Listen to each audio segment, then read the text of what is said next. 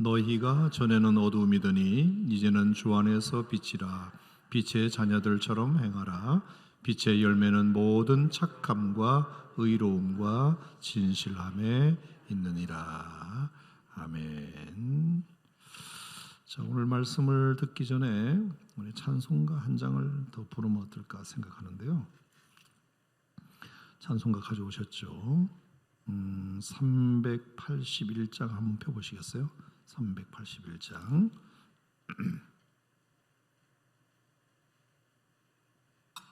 자, 에베소서 5장 8절과 9절 말씀을 근거로 만든 찬송가인데, 나 캄캄한 밤 죄의 길에 방황했으나, 이런 찬송이거든요.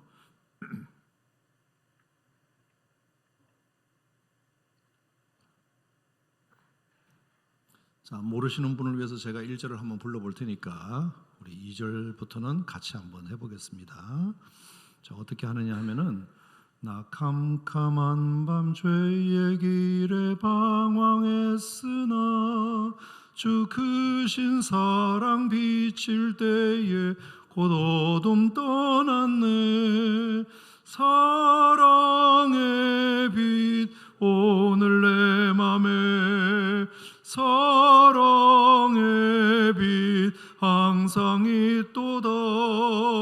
내가 예수 믿고 죄짐 벗은 후 마음속에 항상 그 빛이 있도다.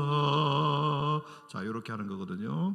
자, 저 검은 구름 시작. 저 검은 구름 하늘 덮고 풍랑이 일어나 온 세상 캄캄하여도 내 맘에 빛 있네.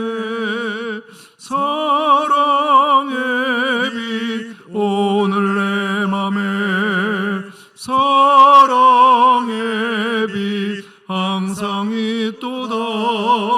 내가 예수 믿고 죄짐 벗은 후 마음속에 항상 그 빛이 있도다.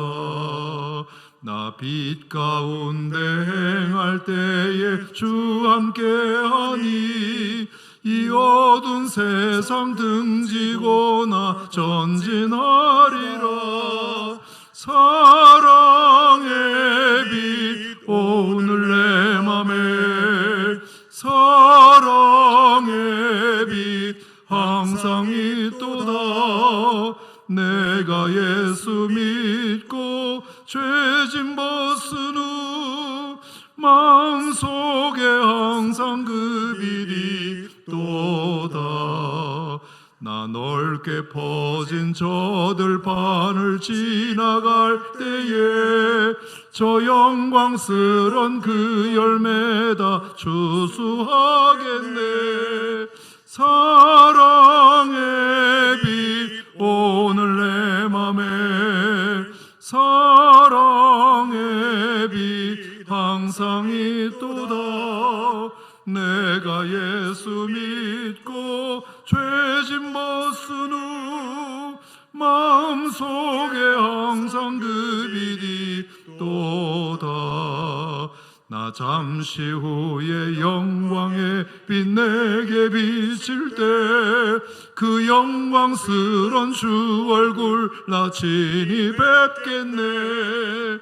사랑의 빛 오늘 내 맘에, 사랑의 빛 항상 있도다. 내가 예수 믿고 죄짐 벗은 후 마음속에 항상 그 빛이 있도다. 아멘. 마음속에 항상 그 빛이 있도다. 예수님이 여러분 가운데 오신 것은 빛으로 오신 줄로 믿습니다. 여러분의 인생 속에 주신 가장 큰 선물은 빛을 주셨다는 것입니다. 오늘 이 말씀을 여러분과 함께 나눌 때 여러분에게 다시 한번 도전의 시간이 되었으면 좋겠습니다. 너희가 전에는 어두움이더니 이제는 주 안에서 빛이라, 이렇게 말씀하셨습니다. 자, 오늘 본문의 말씀의 제목은 전에는 그리고 이제는 이런 제목으로 말씀을 좀 함께 나눠보겠는데요.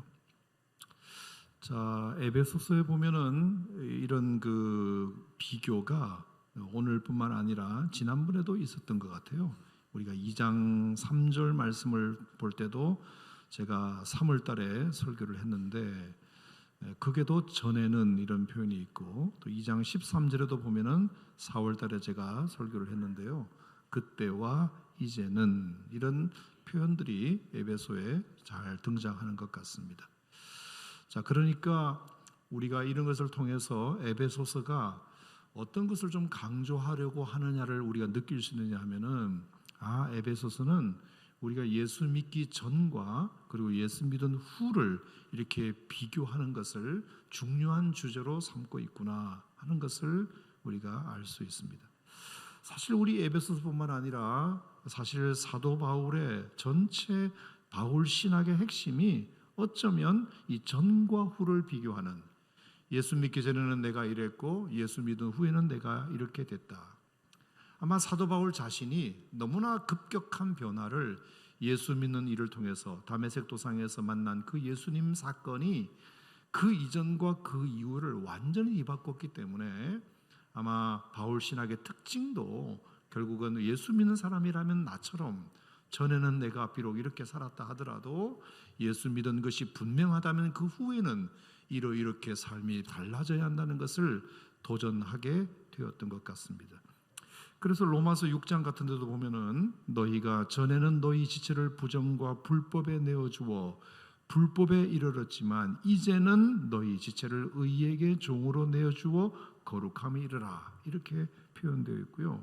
또 로마서 다른 구절에 보면 너희가 그때는 죄의 종으로 의에 대하여 자유로웠지만 이제는 그 일을 너희가 부끄러워하나니 이는 그 마지막이 사망임이라, 이렇게 말씀하기도 했습니다. 빌레몬서에도 보면은 오네시모 이야기를 하면서 이렇게 말했어요. 그가 전에는 너에게 무익하였지만 이제는 나와 너에게 유익해졌느니라. 한 사람의 변화를 말할 때에도 이런 전과 후를 비교하면서 이렇게 말해놓은 것을 볼 수 있고요. 골로새서에도 보면 1장에 전에는 악한 행실로 멀리 떠나 마음으로 원수되었던 너희였지만 이제는 그의 육체의 죽음으로 말미암아 화목하게 하사 너희를 거룩하고 흠없고 책망할 것이 없는 자로 세우고자 하셨느니라. 자, 이런 걸 보면은 사도 바울이 많이는 없지만 요소요소 중요한 이야기를 할 때 전에는 후에는 이런 식으로 비교하고 있는 것을 보면 바울이 어떤 의도로 지금 어떤 이야기를 그가 하고자 하는지를 가늠할 수 있는 것 같습니다.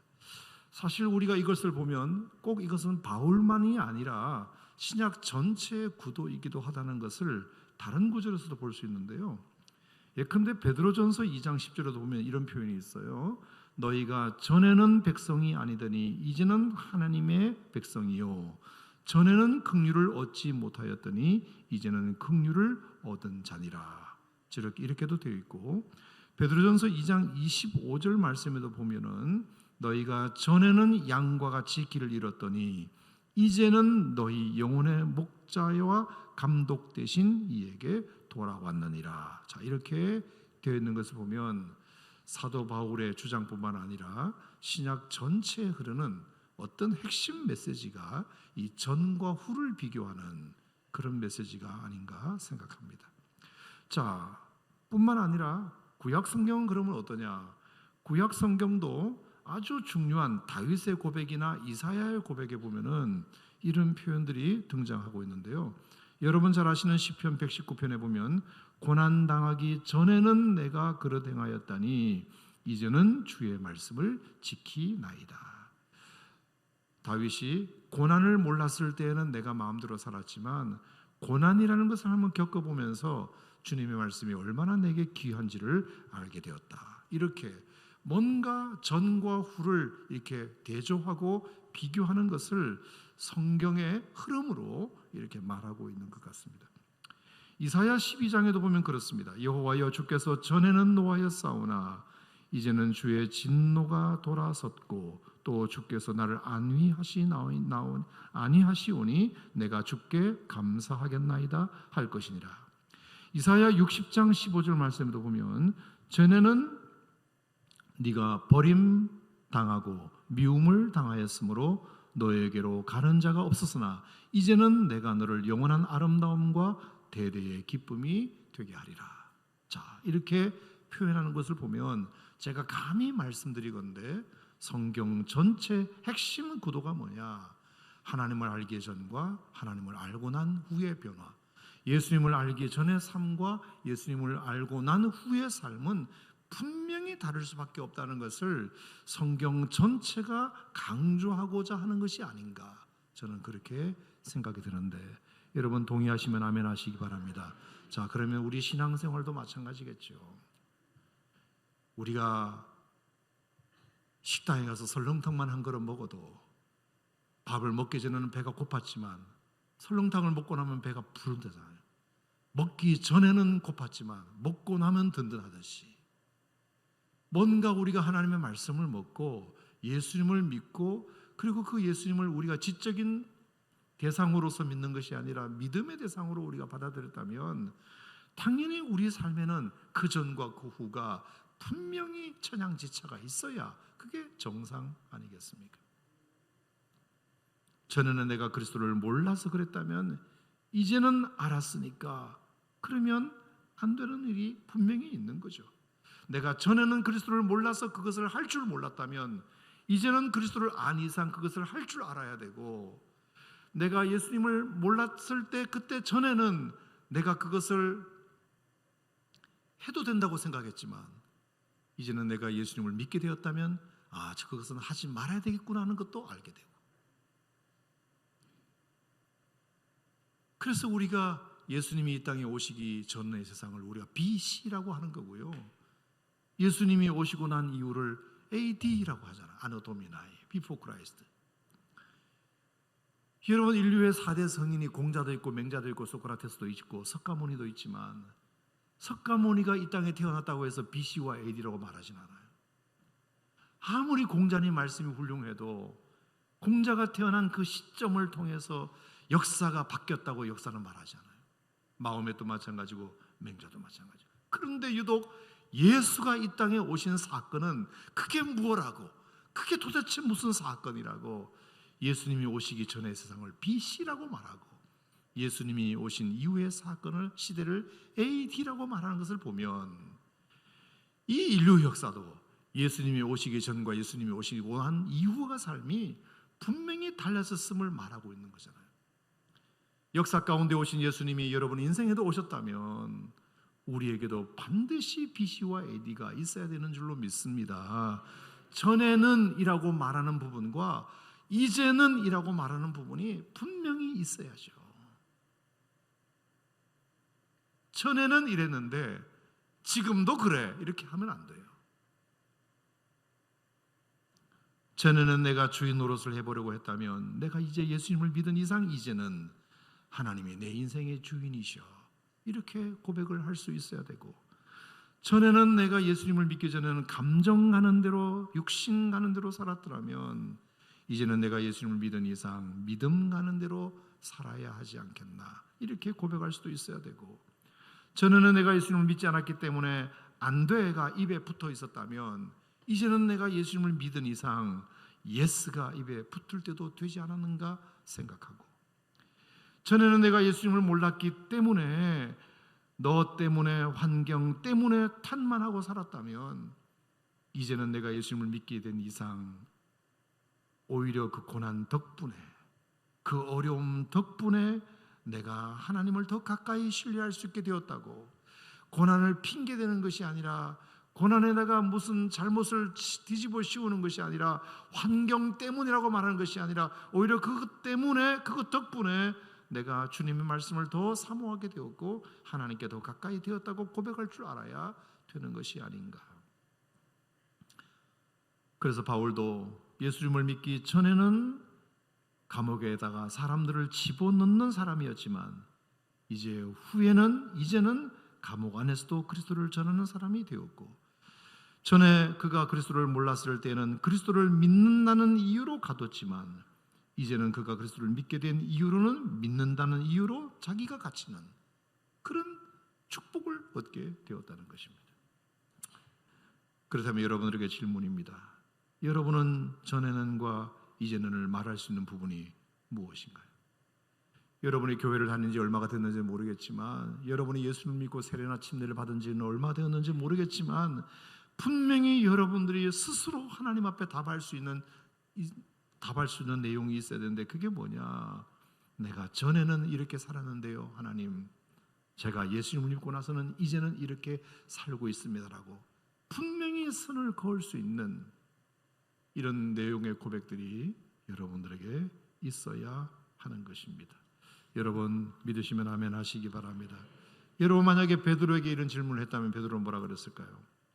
베드로, 당신은 예수님을 만나기 전과 예수님을 만난 후의 삶을 한번 설명해봐. 그럼 분명히 베드로는 이랬을 겁니다. 나는 예수님을 만나기 전에는 배와 그물을 채우는 것에 내 삶의 목적이 있었지만 내가 예수님을 만나고부터는 배와 그물을 버렸다. 그게 사실이잖아요. 누가복음 5장에 예수님을 만나고부터 자기가 그 배와 그물을 채우는 것을 추구하며 살았다면 이제는 그 배와 그물을 내가 버렸다.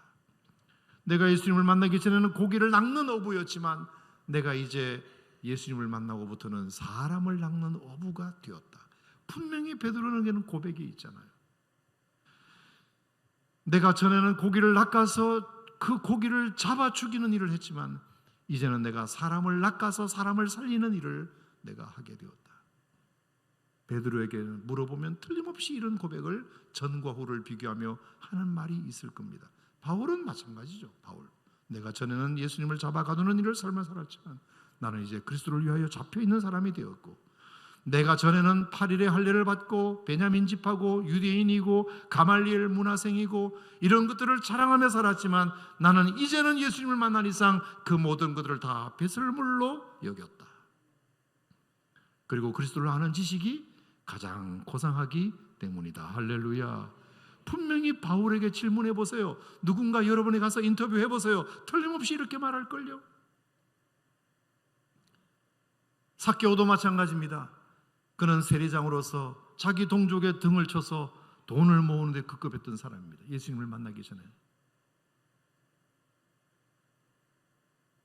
자기 주변에 있는 사람들이 떠나든 말든 상관없습니다. 민족의 배신자라는 소리를 들어도 상관없었던 사람입니다. 오로지 내가 부자가 될 수 있고 돈만 모을 수 있다면. 전에는 그랬습니다. 하지만 그 삭개오의 집에 예수님이 어느 날 묵으셨고 1박 2일을 예수님과 함께 보내면서 예수님을 만나 구원받은 자가 되었고, 그리고 그 다음날 어떻게 바뀌었습니까? 내가 이제 나의 모든 사람들의 물건을 탈취한 것을 4배로 갚겠고, 그리고 가난한 사람들에게 이 모든 것을 다 나눠주겠다.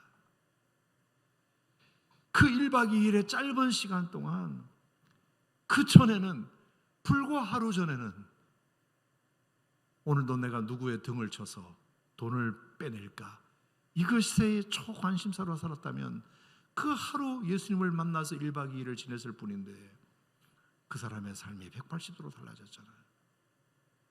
여러분, 절대로 이것은 삭개오에만 해당되는 것이 아니라 2000년 전에 만난 삭개오가 만난 그 예수님은 21세기에 살고 있는 여러분이 만난 예수님도 동일한 예수님인 줄 믿으시기 바랍니다. 그러면 삭개오와 같은 동일한 변화가 우리에게도 있어야지. 왜 삭개오가 만난 예수님 때문에 삭개오는 변화되었는데 여러분들은 그런 얘기 할 만한 것이 없으신가요? 베드로도 그런 말을 할 말이 있는데 왜 여러분들은 없으신가요? 바울은 그렇게 할 말이 있는데 왜 여러분들은 없으시나요? 엠마오로 가던 두 제자가 전에는 예수님이 십자가에 죽으셨다 그래가지고 실망해가지고 고향으로 돌아가는 걸음이었지만 예수님을 생각할 때 그냥 시대의 영웅으로 생각하고 그냥 그렇게만 믿었지만 엠마오로 가던 그 걸음 속에서 예수님을 만나서 잠깐 대화하는 그 대화를 통해서 자기들과 동행했던 분이 예수님이라는 것을 알고부터는 다시 예루살렘으로 돌아와서 복음을 전하는 전도자가 되었던 것처럼 뭔가가 뭔가가 변화가 없던 사람이 예수 만난 사람 치고 있었느냐, 그 얘기입니다. 저 멀리 아프리카에서 에티오피아라는 곳에서 간닥의 여왕의 국고를 맡은 내시도 마찬가지입니다. 구약을 읽다가 의문이 생겨가지고 내가 그 구약을 좀 알고 싶다. 이 이사야를 글을 읽는데 도대체 이사야에서 말하는 이분이 누구신지를 알고 싶다. 그래서 먼 길을 걸어서 예루살렘에 왔는데 누구도 그것을 설명해 주거나 가르쳐 주는 사람이 없어서 답답해서 목적을 달성하지 못하고 자기 나라로 돌아가던 길에 하나님께서 빌립에게 성령으로 말씀하셔가지고 저 에티오피아에서 온 흑인 내시가 지금 아무것도 얻지 못하고 돌아가고 있으니 네가 빨리 가서 그 내시를 만나라. 그래가지고 성령께서 보내셔서 함께 그 마차에 올라타서 이사야의 글을 읽는 그것을 듣고 그 이사야에서 설명하는 그분이 누구신지를 속 시원하게 가르쳐줌으로 말미암아 이 내시가 예수를 영접하고 물 있는 곳에서 이르러 물이 있으니 내가 침례를 받는데 거리낌이 있느냐 그렇게 말하고 결국은 침례를 받아서 여러분 역사적으로 볼 때 아프리카 선교의 시초가 된 사람이 그 사람이라고 말하잖아요. 여러분 무슨 더 예화가 필요할까요? 성경 창세기부터 요한계시록까지 예수를 제대로 만나는 사람 치고 전에는과 이제는이 다르지 않은 사람이 누가 있었나요? 누가? 여러분 제가 이 얘기를 여러분에게 드리는 이유는 뭘까요? 그러면 여러분들은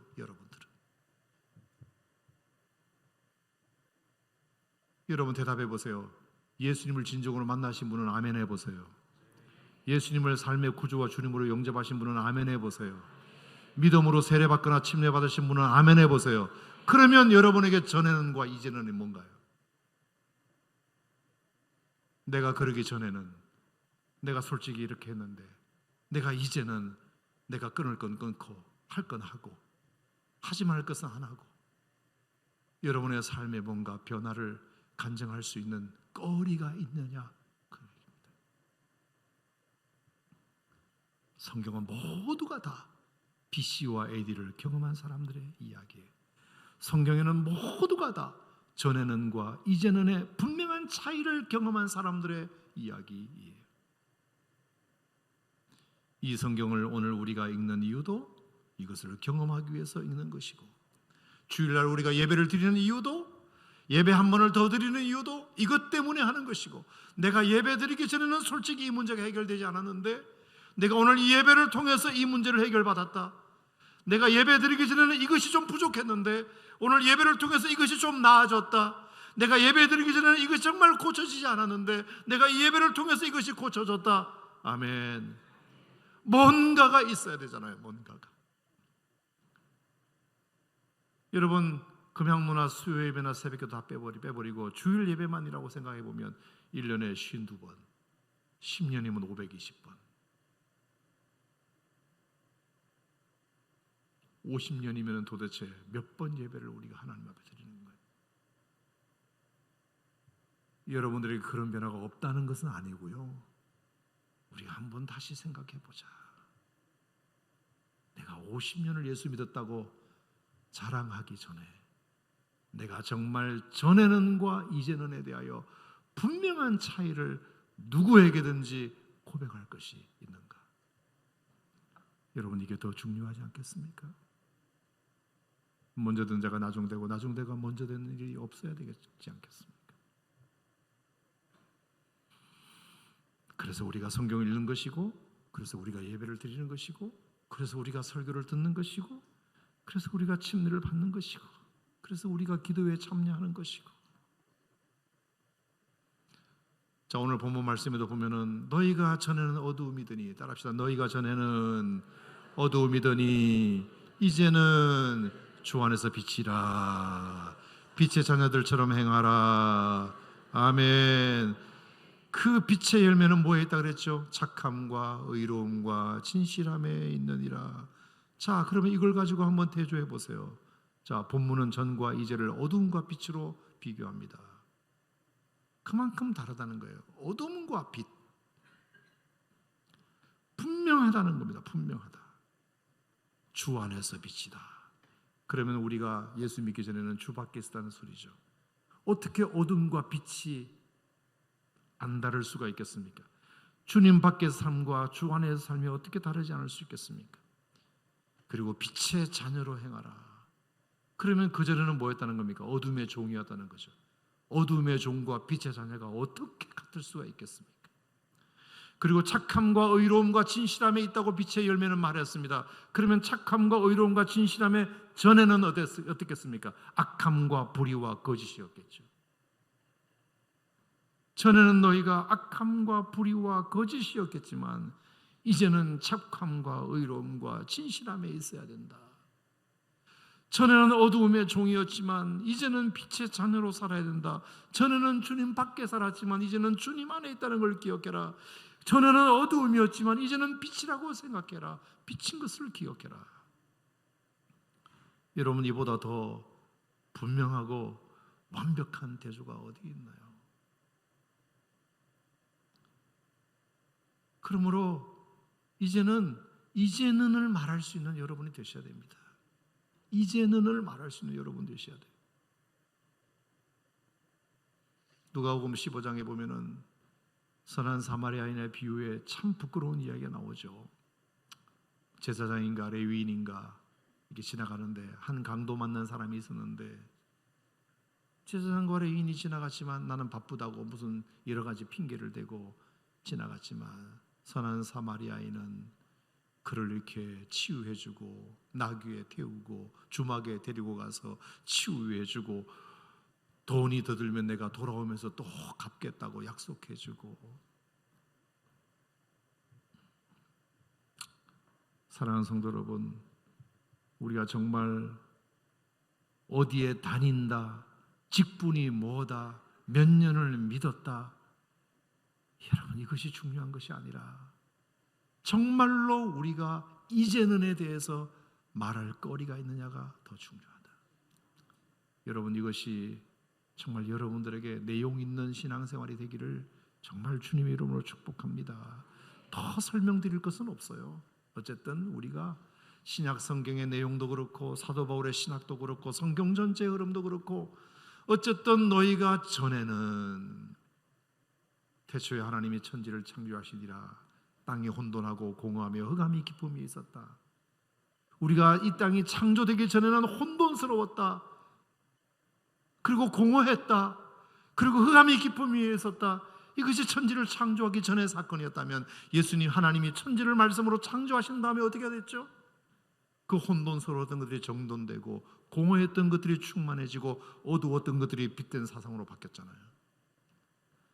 하나님의 천지 창조부터 시작해서 하나님이 이 세상을 손대기 전에는 말씀으로 창조하기 전에는 혼돈했고 공허하였으며 흑암이 기쁨이 있었지만 하나님이 말씀을 시작하시자 혼돈된 것들이 정돈되고 공허했던 것들이 충만해지고 어두웠던 것들이 밝아졌단 말입니다. 그게 하나님의 천지 창조의 특징이잖아요. 그러면 하나님께서 우리를 다시 재창조하시고 거듭나게 하셨다면 우리도 마찬가지. 전에는 내가 너무 혼돈스러운 삶을 살았고 공허한 삶을 살았고 어두운 삶을 살았다면 이제 내가 예수님이 내 안에서 새로운 삶을 창조하셨다면 그 혼돈된 것들이 좀 정리가 되고 좀 비어있던 것이 충만해지고 그리고 어두웠던 게 좀 밝아지고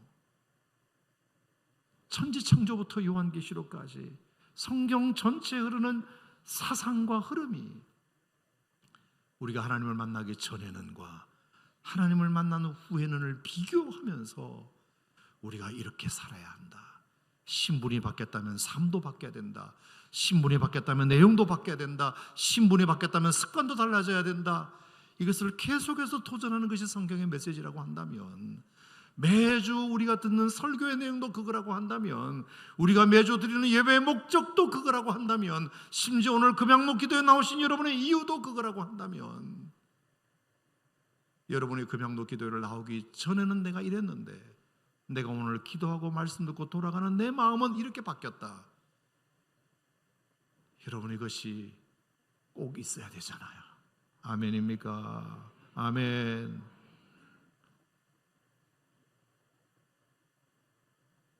여러분, 이 어두운 예배당 안에 지금 불을 완전히 다 꺼버려서 안에 정전이 되어버렸다고 칩시다. 그러면 아무것도 보이지 않겠죠. 근데 여기에 누군가가 라이터라도 하나 켜거나 아니면 작은 양초라도 하나 켜면 보이기 시작하죠.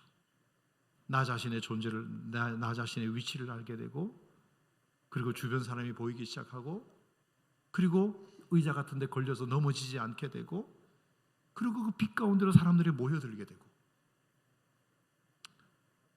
여러분, 빛 하나가 얼마나 참 중요한지 몰라요. 예수님께서 전에는 우리를 어둠 가운데 살게 했지만 이제는 주 안에서 빛이라고 말씀하셨고, 빛의 자녀들처럼 행하라고 말씀하셨고, 빛의 열매는 착함과 의로움과 진실함이 있다고 분명히 말씀하셨으니까 여러분에게 이제 악함은 물러가고 불의는 물러가고 거짓은 물러가고 착함과 의로움과 진실함의 열매를 주렁주렁 맺혀가는 하나님의 백성들이 될 수 있기를 축복합니다. 오늘 말씀의 결론은 우리가 하나님을 믿기 전에는, 그리고 하나님을 만난 후에는 분명히 뭔가가 달라진다. 설렁탕 한 그릇만 먹어도 배가 부르고 든든해지고 속이 따뜻해지고, 뭔가 내 안에 뭔가가 들어가면 내 삶에, 내 육신의 변화도 일어나듯이 하물며 예수님이 내 안에, 내 인생에 오셨는데 내 영혼이 배부르고, 내 영혼이 건강해지고, 내 영혼이 밝아지고, 내 영혼이 부정적에서 긍정적으로 바뀌고, 뭔가가 우리의 삶의 변화가 일어나서 그것이 예수 믿은 증거가 되면 얼마나 많은 사람들에게 살아있는 전도지가 여러분이 되겠습니까? 이제는을 말할 수 있는 그리스도인이 되자. 오늘 이것이 여러분에게 드리는 도전이고요. 여러분의 삶에 꼭 이런 변화가 있는 저와 여러분이 되었으면 좋겠습니다.